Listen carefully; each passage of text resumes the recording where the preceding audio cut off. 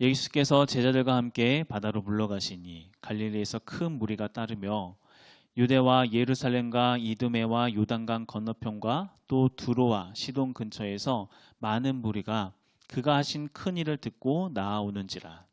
예수께서 무리가 에워싸 미는 것을 피하기 위하여 작은 배를 대기하도록 제자들에게 명하셨으니 이는 많은 사람을 고치셨으므로 병으로 고생하는 자들이 예수를 만지고자 하여 몰려왔음이더라.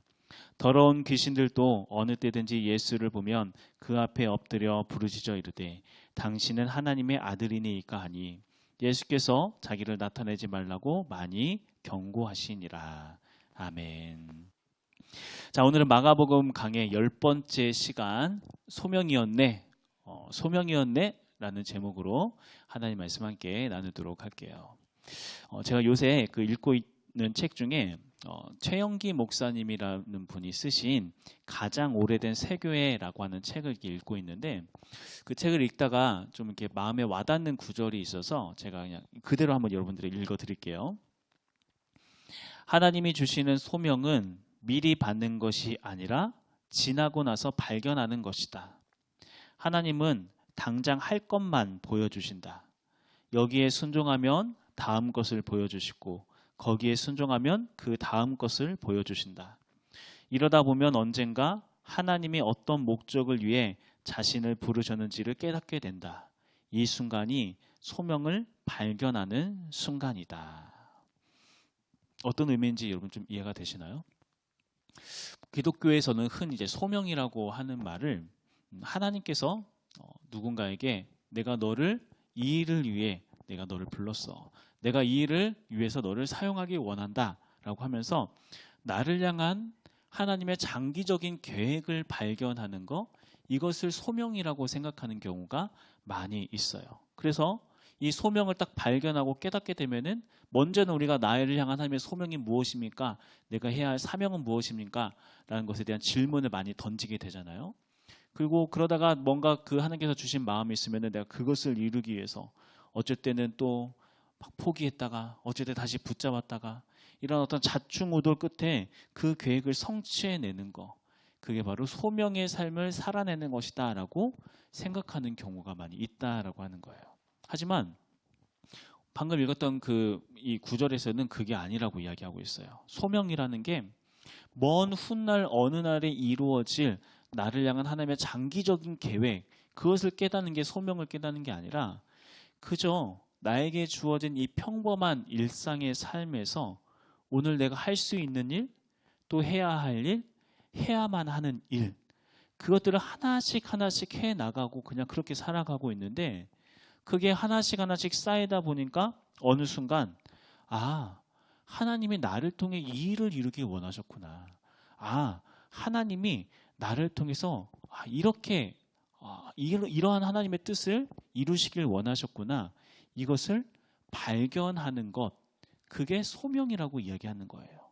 그러니까 미리 받는 게 아니라 지나고 났더니 발견되는 거, 이게 바로 소명이다. 여러분 좀 공감이 되시나요? 이 말이? 저는 너무나도 공감이 되더라고요. 그러니까 제가 처음에 사역자, 그러니까 목사의 어떤 길을 가겠다고 하는 것도 저는 생각을 해본 적이 없었어요.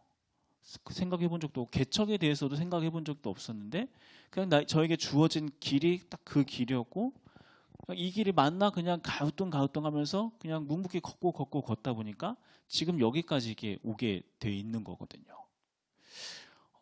정말 소명이라는 게 그런 거구나. 뭔가 딱 하나님께서 불처럼 딱 해서 너 이 일을 해라, 너는 이것을 해야만 한다, 아니면은 너 한 대 맞을 거다, 이게 소명이 아니라 그냥 주어진 일상의 삶을 한 발자국 한 발자국씩 걸어가다 보니 어느새 되어 있는 삶.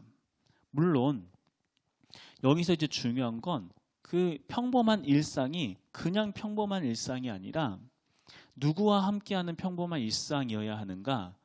예수님과 함께하는 평범한 일상, 나와 함께하는 그 예수님이 내 삶에 관여하는 그 예수님과 하루하루의 삶을 살아가는 그 삶이 바로 소명의 삶이다라고 이야기하고 있는 거예요. 자, 오늘 이제 본문 말씀을 통해서 이러한 소명에 대해서 또 예수님께서 사명자를 어떻게 만들어 가신지에 대해서 이제 오늘 말씀을 통해서 우리 함께 알아가 보도록 할게요. 자, 우리 한번 7절 말씀 한번 읽어볼까요? 7절 읽어봅시다. 자, 시작.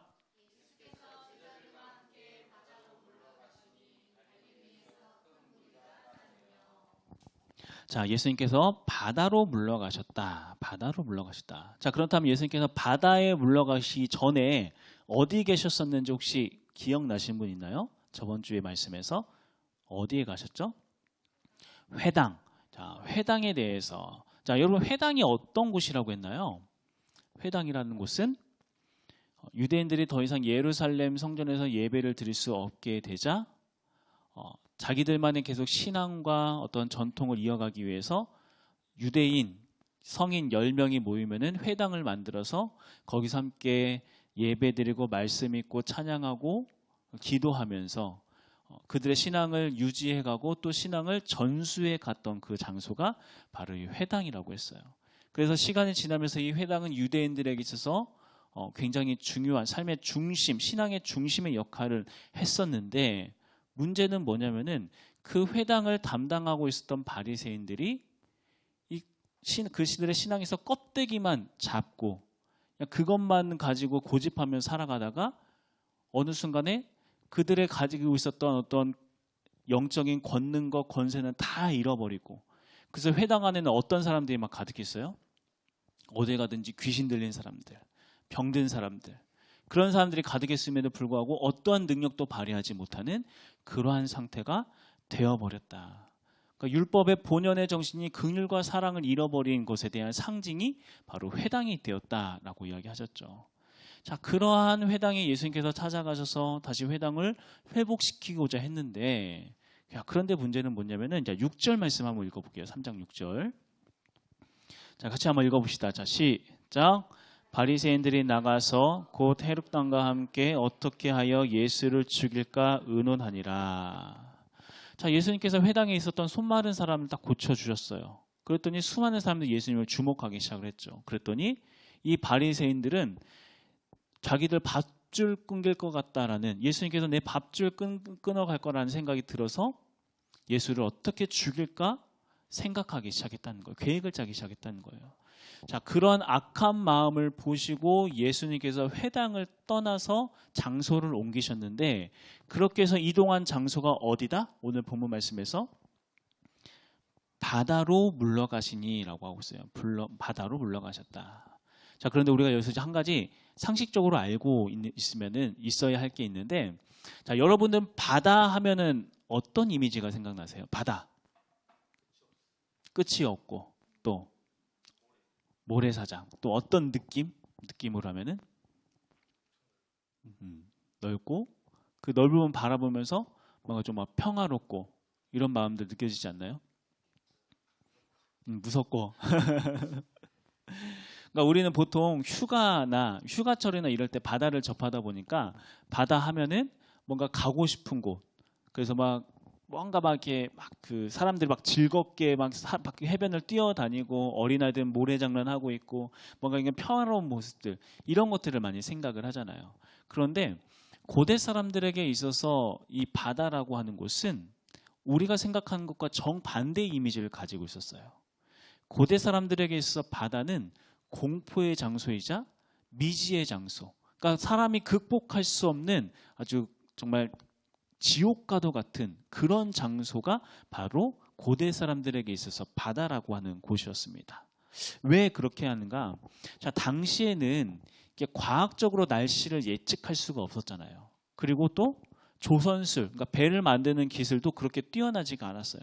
그러다 보니까 항해하다가 혹여라도 폭풍이라도 만나면 어떻게 되는 거예요? 그냥 죽는 거예요.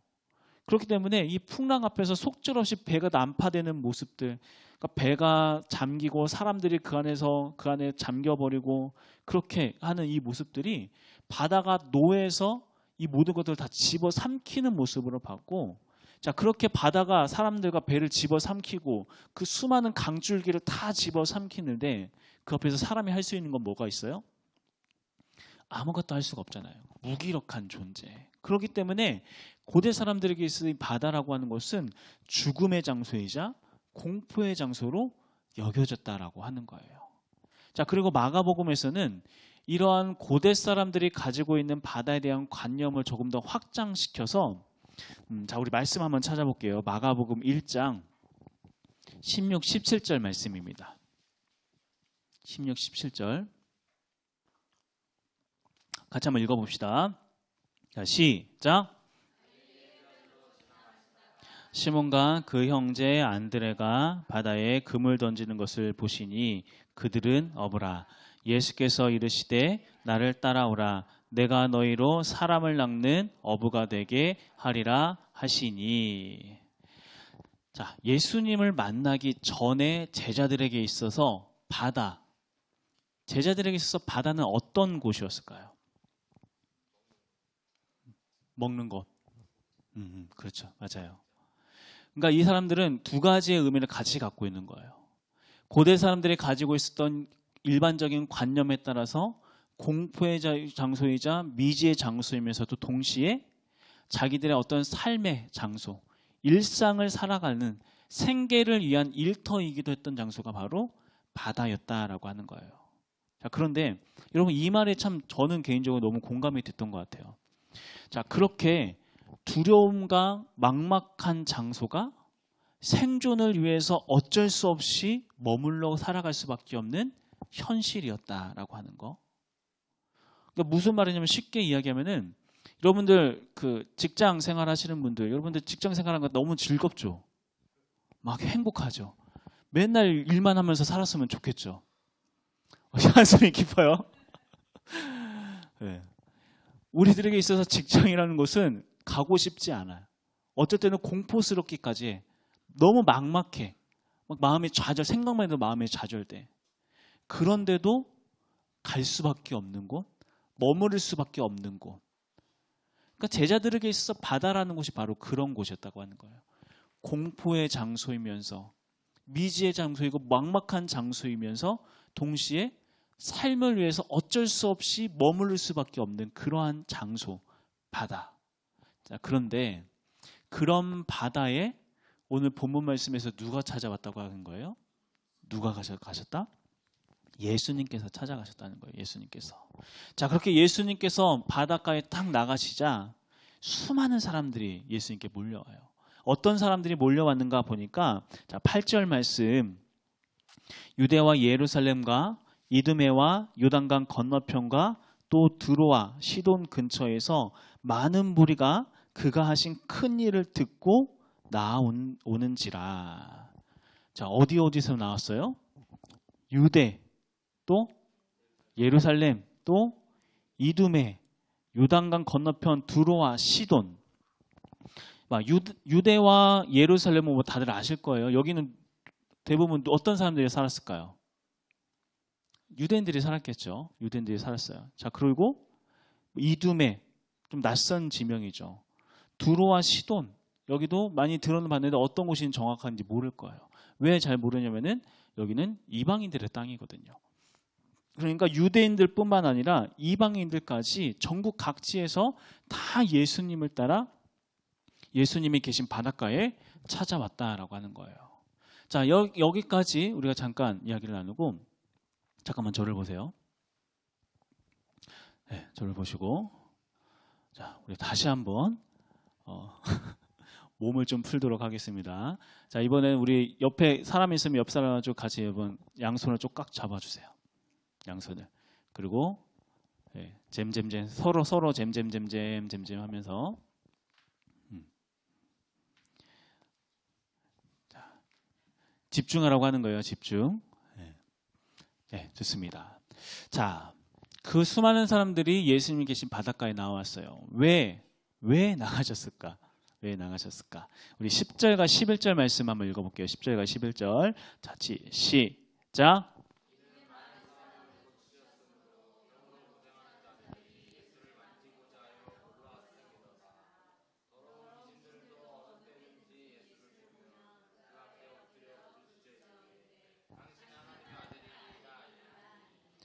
자, 말씀을 보니까 예수님 앞에 나왔던 사람들의 상태가 어떤 상태인지 우리가 좀 추측할 수 있는 것 같아요.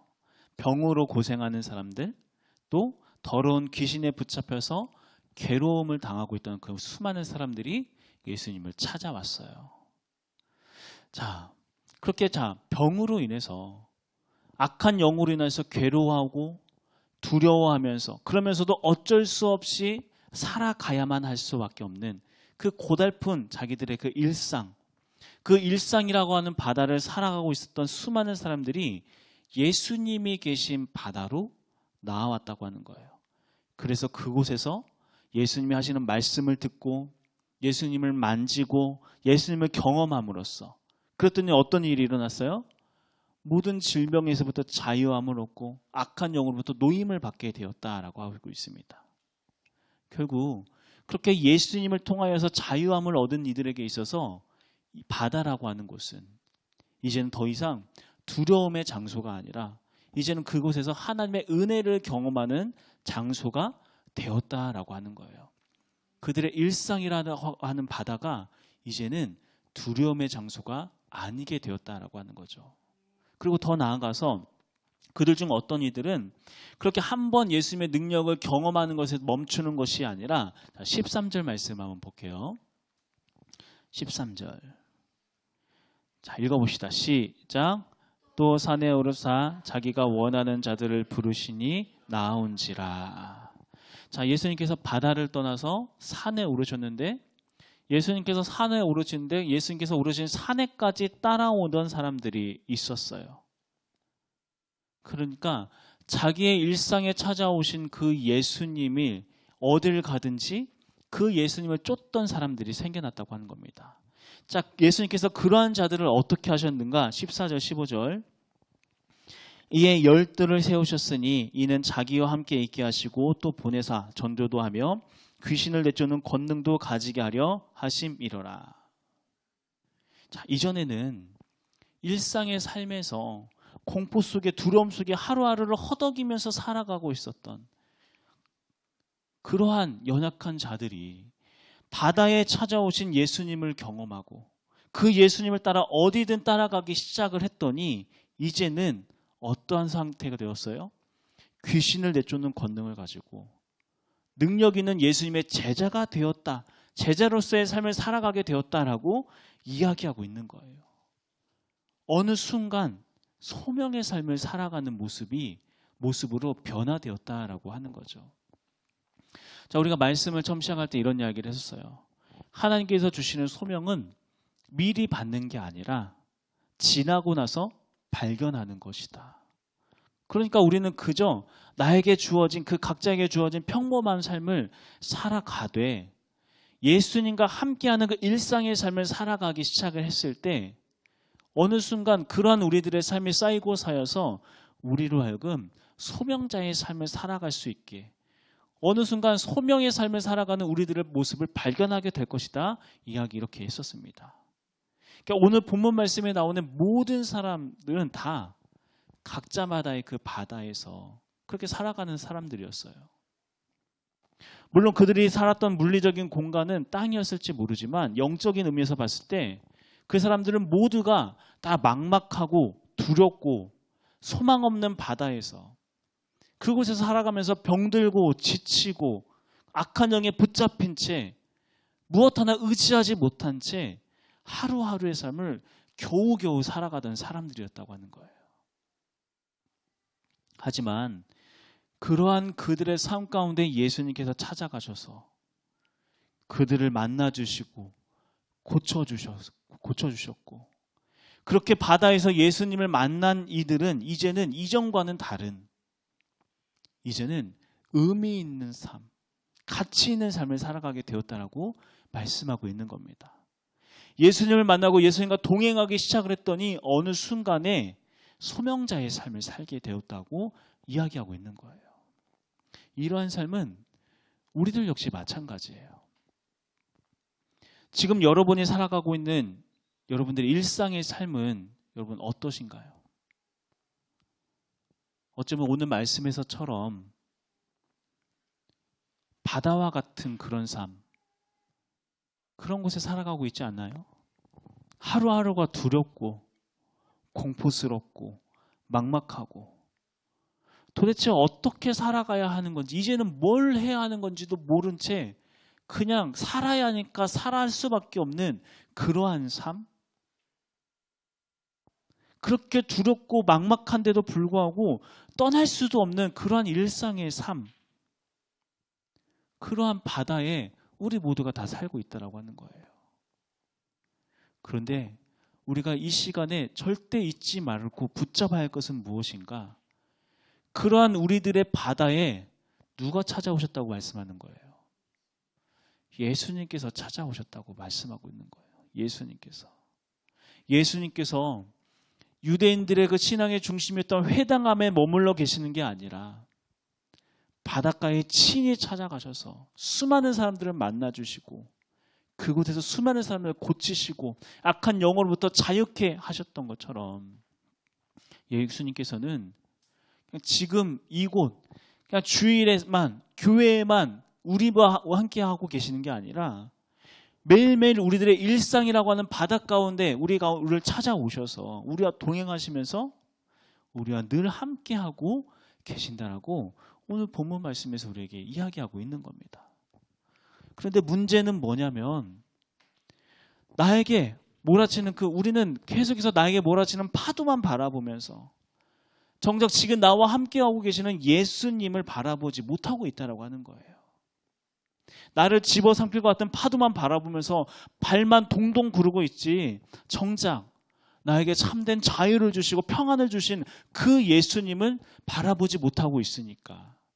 그러니까 우리들의 일상이 어때요? 예수님이 찾아왔는데도 불구하고 불안하고, 예수님이 함께 계신데도 불구하고 허무하고, 예수님이 나와 함께 동행하고 계심에도 불구하고 막막하기만 한 우리들의 일상. 왜 그렇게 우리들의 삶이 고단하다고요? 파도가 높아서가 아니라는 거예요. 바다가 너무 두려운 존재여서 그런 게 아니라고 하는 거예요. 나와 함께하고 계신 예수님이 보이지 않으니까 그렇게 두려움과 막막함 속에 살아갈 수밖에 없다라고 하는 거. 바꾸어 말하면 우리가 이제부터라도 나와 함께하고 계신 그 예수님을 바라보면서 그분을 만지고 그분과 가까이 하고 그분과 동행하기 시작할 때 그렇게 두렵기만 했던 우리들의 일상은 이제는 치유의 장소가 되고 회복의 장소가 되고 기쁨의 장소가 될 거라고 지금 우리에게 말씀하고 있는 겁니다. 자, 그렇게 예수님과 함께 동행하다가 어느 날 갑자기 깨닫게 되는 거예요. 내가 소명의 삶을 살고 있었네. 하나님께서 나를 통해 이 일을 이루시길 원하셨던 거였구나. 예수님과 동행했던 그 삶이 우리의 부르심이 무엇인지 깨닫게 해준다라고 하는 거예요. 그렇기 때문에 이제부터 우리가 해야 할 일이 무엇인가? 우리의 일상의 삶 가운데 찾아오신 예수 그리스도를 발견하고 그분과 동행하며 대화하며 함께 걸어가기 시작하는 거. 여러분들, 예수님과 동행한다라는 게 추상적인 게 아니에요. 기도하는 삶을 시작하십시오. 여러분, 왜 힘든데 기도 안 하세요? 왜 그렇게 막막하다고 하면서 매일 그렇게 삶에 불만 불평은 많으면서 정작 왜 하나님 앞에 간절히 매달리고 정말 죽기까지 매달리는 그런 기도하는 모습은 왜 없냐는 거예요. 내가 어떻게 살아가야 할지 궁금하다고 하면서 왜 말씀은 보지 않고 있죠? 말씀을 통해서 이렇게 구체적으로 우리에게 인도해 가고 계신 하나님의 세밀한 음성이 있는데 내 삶에 찾아오신 예수 그리스도, 회당 안에 머무는 예수님이 아니라 나의 일상에 찾아오신 그 예수 그리스도를 만나고 그분과 동행하기 시작할 때 기도하는 삶과 말씀하는 삶, 감사일기를 쓰면서 하나님이 오늘 하루 나와 어떻게 동행하셨는지를 내가 확인하면서 그렇게 매일매일 하루하루의 삶을 살아가기 시작할 때 우리의 삶은 더 이상 허무한 삶에 머무는 게 아니라 근근히 살아가는 그러한 삶에 머무는 게 아니라 어느 순간 소명자의 삶을 살고 있다라고 하는 거예요. 사명자의 삶을 이미 살아가고 있다는 것을 발견하게 된다라고 하는 거죠. 여러분, 내일부터 바로 여러분이 시작하시는 겁니다. 내일부터 아침에 눈을 뜨면서부터 예수님한테 기도하는 거예요. 주님, 잘 주무셨어요. 저 주님 품 안에서 너무나도 잘 잤습니다. 예수님이 느껴지지도 안 느껴지는데 혼자 이상하게 생각이 들더라도 나와 함께하고 계신다라는 그 사실을 믿고 예수님께 말을 걸면서 시작을 하세요. 식사를 하면서 예수님 어떤 반찬 좋아하세요? 예수님은 어떤 식사 좋아하시나요? 예수님 물고기 많이 드셨는데 물고기 좋아하셨어요? 그냥 혼자 계속 나와 함께하고 계시는 예수님을 내가 믿음으로 바라보면서 말을 걸기 시작하세요. 내가 한마디 말을 할 때도 예수님 내가 이 말을 해도 괜찮은 걸까요? 어떤 행동 하나를 할 때도 예수님 내가 이거 하려고 하는데 주님 어떻게 생각하세요? 나의 일상이라고 하는 그 바다 가운데 찾아오셔서 나와 함께하고 계시는 그 예수님을 내가 만지기 시작할 때, 그걸 내가 붙잡기 시작할 때 어느 순간 우리의 삶이 허무함과 두려움 속에 살아가는 삶이 아니라 소명자의 삶을 살아가게 된다라고 하는 거예요. 하나님께서 반드시 우리의 삶을 그렇게 바꾸어 주실 겁니다. 우리가 그날을, 그 마음을, 그러한 삶을 소망하면서 소명자의 삶을 살아갈 수 있는 우리 모두가 되길 간절히 소망합니다. 매일매일 순간순간 늘 나와 함께 하시는 그 예수 그리스도를 바라보면서 그 예수 그리스도를 바라봄이 우리로 하여금 매일매일을 기쁨과 그 충만함으로 살아갈 수밖에 없는 그러한 삶으로 만들어 줄 거라는 거. 우리가 이것에 대한 기대감을 가지고 정말 간절한 소망을 가지고 그렇게 예수 그리스도를 붙들고 살아감으로 말미암아 소명자의 삶을 살아가는 우리 모든 성도님 되시길 간절히 소망합니다.